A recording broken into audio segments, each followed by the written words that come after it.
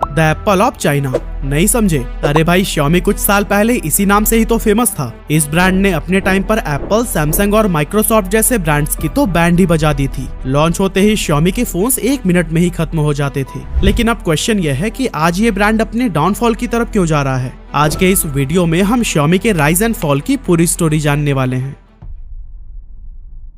तो दोस्तों, 2014 से पहले तक Xiaomi चाइनीज मार्केट में तो बेहद पॉपुलर था, लेकिन इंडिया में इसने अभी तक एंट्री नहीं ली थी। यहाँ पे इस ब्रांड के बूम करने का सफर तब शुरू हुआ जब ऑनलाइन फैशन रिटेलर जबोंग के को फाउंडर मनु कुमार जैन फंडिंग के लिए 2013 में चाइना गए। वहाँ बीजिंग में चल रहे एक कॉन्फ्रेंस में मनु की मुलाकात Xiaomi के फाउंडर ली जून से हुई और उन्हें ली के आइडियाज, बिजनेस मॉडल और अफोर्डेबल प्राइस पर हाई क्वालिटी स्मार्टफोन्स बहुत पसंद आए। मनु को लगा कि इंडिया को भी इस तरह के बेहतरीन और अफोर्डेबल फोन्स की जरूरत है, इसीलिए वो कॉन्फ्रेंस के बाद ली जून से मिले और ऑफर दिया कि वो Xiaomi के साथ काम करके उसके ऑपरेशंस को इंडिया में भी एक्सपेंड करना चाहते हैं। इस तरह से कई महीनों की प्लानिंग और डिस्कशन के बाद मनु ने जबोंग को छोड़ दिया और इंडिया में Xiaomi के पहले एम्प्लॉय बने, जिनका मेन पर्पस एक ऐसी टीम बनाना था जो इंडिया में सेल्स, मार्केटिंग और आफ्टर सेल सर्विस को मैनेज कर सके।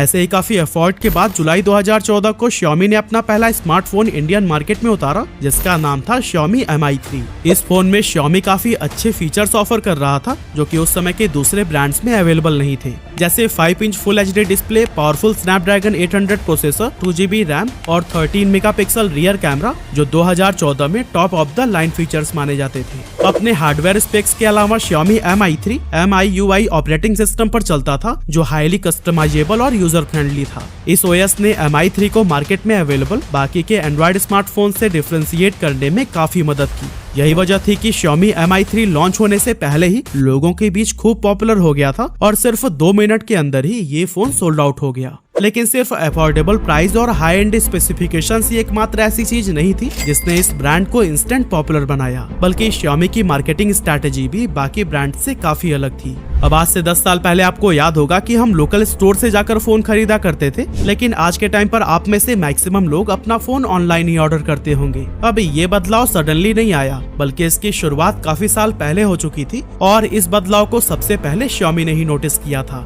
इसीलिए लोकल ऑफलाइन स्टोर पर अपने फोन्स को डिस्ट्रीब्यूट करने की जगह उसने ऑनलाइन प्लेटफॉर्म पर फोन्स को लॉन्च करना बेटर समझा और इसके लिए उसने फ्लिपकार्ट से पार्टनरशिप कर ली। इस पार्टनरशिप का कंपनी को भरपूर फायदा मिला क्योंकि फ्लिपकार्ट एक बहुत बड़े कस्टमर बेस के साथ इंडिया का one of the largest online market place था। इसीलिए यहाँ पर फोन लॉन्च करके Xiaomi काफी आसानी से बहुत बड़ी संख्या में कस्टमर्स को अट्रैक्ट करने में सफल हो गया। अपने पहले स्मार्टफोन की सक्सेस के बाद Xiaomi ने 2014 में ही Redmi 1S लॉन्च किया, जो कि Qualcomm Snapdragon 400 processor, 1GB RAM और 8GB इंटरनल स्टोरेज प्रोवाइड करता था और इसका प्राइस रखा गया था सिर्फ 5,999 रुपए। सेम ईयर ही Xiaomi ने अपना एक और affordable smartphone Redmi Note market में उतारा और इसका प्राइस रखा गया था सिर्फ 8,999 रुपए। इन सभी अच्छे स्मार्टफोन्स ने Xiaomi की स्ट्रॉन्ग ब्रांड इमेज डेवलप कर दी और लोगों के बीच इसकी डिमांड खूब बढ़ने लगी। ये ऐसा दौर था जब हर किसी की जुबान पर सिर्फ Xiaomi, Mi या Redmi का नाम होता था। Xiaomi ने इसके बाद भी कई सारे कमाल के फोन्स लॉन्च किए जो कि लोगों के बीच बेहद पॉपुलर रहे और इसने हर घर में अपनी पहचान बना ली। ये अपने स्मार्टफोन्स का लुक बिल्कुल आईफोन के जैसा बनाते थे, इसीलिए यह फोन उन लोगों के लिए एक बेहतरीन अल्टरनेटिव था जो एप्पल के महंगे फोन को तो अफोर्ड नहीं कर सकते थे, लेकिन उसके जैसा लुक जरूर चाहते थे। लोगों के बीच Redmi Note सीरीज को लेकर भी खूब क्रेज देखने को मिला और इस सीरीज के फोन का लोग महीनों पहले से इंतजार करते थे। इसी क्रेज और डिमांड की वजह से Xiaomi 2017 के एंड तक बाकी के सारे पुराने प्लेयर्स को पीछे करते हुए इंडियन स्मार्टफोन मार्केट में नंबर 1 पर आ गया।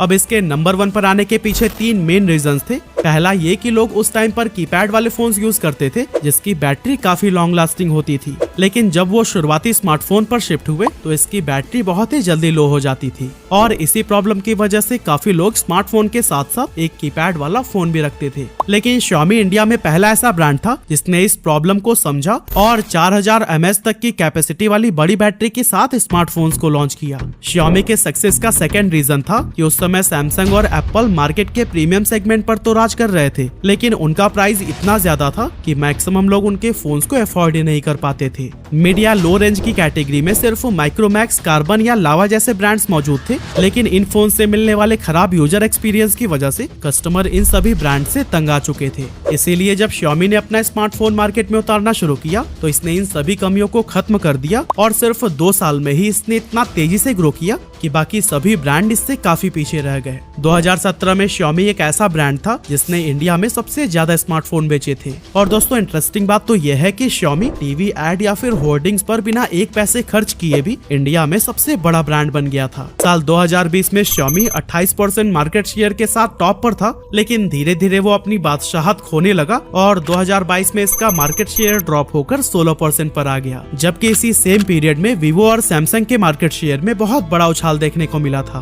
तो आखिर क्या रीजन है कि Xiaomi धीरे धीरे अपने कस्टमर्स को खोता जा रहा है और जिस ब्रांड के लिए पहले लोगों के बीच इतना क्रेज हुआ करता था वो अब इसे छोड़कर क्यों जाने लगे हैं? आइए इसको समझते हैं। डाउनफॉल इन लो प्राइस सेगमेंट। तो दोस्तों जब Xiaomi इंडियन मार्केट में एंटर हुआ था उस समय बहुत बड़ी संख्या में न्यू स्मार्टफोन यूजर्स बने थे, लेकिन ये आदमी का स्वभाव है कि अगर वो उस टाइम 15,000 का फोन यूज कर रहे थे तो अगली बार 20 या 25,000 का फोन तो जरूर ट्राई करना चाहेंगे, क्योंकि हमें और भी ज्यादा बेटर फीचर्स का एक्सपीरियंस तो करना ही होता है। यही वजह है कि फिलहाल इंडिया में स्मार्टफोन के प्रीमियम सेगमेंट की तरफ यूजर्स काफी तेजी से अट्रैक्ट हो रहे हैं, लेकिन Xiaomi के 70 से 80% स्मार्टफोन 15,000 के अंदर हैं और इस प्राइस सेगमेंट में बहुत बड़ा डाउनफॉल आया है, जिसका असर Xiaomi के मार्केट शेयर पर भी देखने को मिल रहा है। अब यही सब देखते हुए Xiaomi ने भी प्रीमियम सेगमेंट में अपने फोन्स लॉन्च किए, लेकिन उसमें अभी कुछ खास कामयाबी नहीं मिल पाई है, क्योंकि Xiaomi की ब्रांड इमेज एक अफोर्डेबल स्मार्टफोन वाली हो गई है, जिस वजह से लोग इसे प्रीमियम सेगमेंट में एक्सेप्ट नहीं कर पा रहे हैं। MIUI OS, ads and bugs. एक टाइम पर जो चीज Xiaomi को बाकी ब्रांड से अलग बनाती थी वो थी उसकी शानदार MIUI OS, जो बहुत ही ज्यादा स्मूथ थी। टाइम पर अपडेट्स भी आते थे और ओवरऑल लोगों का यूजर एक्सपीरियंस भी बहुत अच्छा था। हालांकि शुरुआत में इसके अंदर बोटवेयर और एड्स जैसे प्रॉब्लम्स आए, लेकिन इन्हें काफी हद तक सॉल्व कर दिया गया। मगर अभी पिछले कुछ सालों से ये प्रॉब्लम्स लगातार बढ़ते ही जा रहे हैं, क्योंकि जहां एक तरफ इसमें काफी सारे बोटवेयर हैं, तो वहीं दूसरी तरफ यूजर्स बग्स की प्रॉब्लम भी फेस कर रहे हैं। अब अगर आप बोटवेयर नहीं समझे तो इसका मतलब होता है प्री इंस्टॉल्ड ऐप जो आपके बैटरी, पावर और स्टोरेज को खाते हैं और इन्हें चाह कर भी आप अनइंस्टॉल नहीं कर सकते। अब अगर आप Xiaomi का कोई सस्ता फोन लेते हैं तो उसके अंदर MIUI में कई तरह की प्रॉब्लम्स और बोटवेयर होते हैं। यहाँ तक कि Xiaomi के प्रीमियम फोन्स भी इससे पूरी तरह से बच नहीं पाए हैं। ऐसे में प्रीमियम प्राइस पे करने पर भी जब उस लेवल की फील न मिले तो यूजर्स बहुत ही ज्यादा डिसअपॉइंट हो जाते हैं। और ये भी एक बहुत बड़ा रीजन है कि Xiaomi प्रीमियम सेगमेंट में लॉयल कस्टमर नहीं बना पा रहा है। Motherboard and camera issues. पिछले कुछ सालों में Xiaomi के फोन्स में GPS issues, overheating, poor battery life, laggy performance और नेटवर्क कनेक्टिविटी इश्यूज देखने को मिले हैं। Redmi Note 10 Pro और Redmi Note 10 Pro Max के कस्टमर्स ने MIUI 13 अपडेट के बाद कैमरा क्रैशिंग जैसे इश्यू रिपोर्ट किए थे। जब वो फोन के रियर कैमरा को ओपन करते थे तो उन्हें सिर्फ एक ब्लैक स्क्रीन नजर आती थी। इसके अलावा Xiaomi के पोको फोन्स में भी बैटरी बहुत तेजी से खत्म होने, फॉल्टी अपडेट्स और खराब मदरबोर्ड जैसी प्रॉब्लम्स देखने को मिली, जिसके चलते कस्टमर्स इस ब्रांड से दूर होते जा रहे हैं। No hero product. Redmi Note series हमेशा से ही Xiaomi का हीरो प्रोडक्ट था। ऐसे में अगर इस ब्रांड का कोई और फोन ज्यादा पॉपुलर न भी हुआ हो तो कंपनी को कोई खास फर्क नहीं पड़ता था, क्योंकि Redmi Note 3, 4, 5, 6 या फिर और भी इस सीरीज के कई सारे फोन्स इतने पॉपुलर थे कि वो हमेशा से ही डिमांड में रहते थे, जिससे कंपनी की कमाई तो होती ही रहती थी, साथ ही ब्रांड इमेज भी बनी रहती थी। लेकिन अब इस नोट सीरीज का क्रेज भी काफी हद तक कम हो गया है और इसकी वजह है इस सीरीज के फोन्स में आने वाली प्रॉब्लम। साथ ही उसी प्राइस रेंज में अब OnePlus, Vivo या Samsung के फोन्स भी अवेलेबल हैं जो बेहतर यूजर एक्सपीरियंस प्रोवाइड कर रहे हैं। यही वजह है कि पिछले साल Xiaomi की सेल्स काफी डाउन हुई और OnePlus का Nord CE2 smartphone most selling बन गया।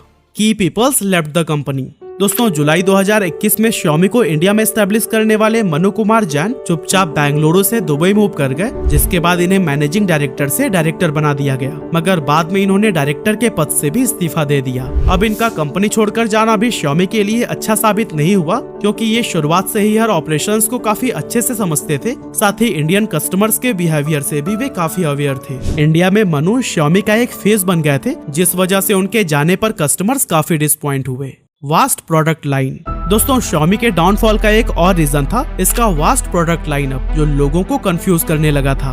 Xiaomi लगभग सेम प्राइस रेंज में बहुत सारे फोन्स लॉन्च कर रहा था, जिसकी वजह से लोग Xiaomi के फोन्स को एक दूसरे से डिफरेंशिएट करने में प्रॉब्लम फेस करने लगे और कोई भी स्मार्टफोन एक यूनिक आइडेंटिटी डेवलप नहीं कर पाया। इन्हीं सभी रीजंस की वजह से इंडियन स्मार्टफोन मार्केट का ये किंग आज बहुत तेजी से अपनी डाउनफॉल की तरफ बढ़ रहा है। अब Xiaomi मार्केट में फिर से वापसी कर पाएगा या नहीं, ये तो हमें आने वाले वक्त में ही पता चल पाएगा। लेकिन आपका क्या ओपिनियन है, हमें कमेंट में जरूर बताइएगा।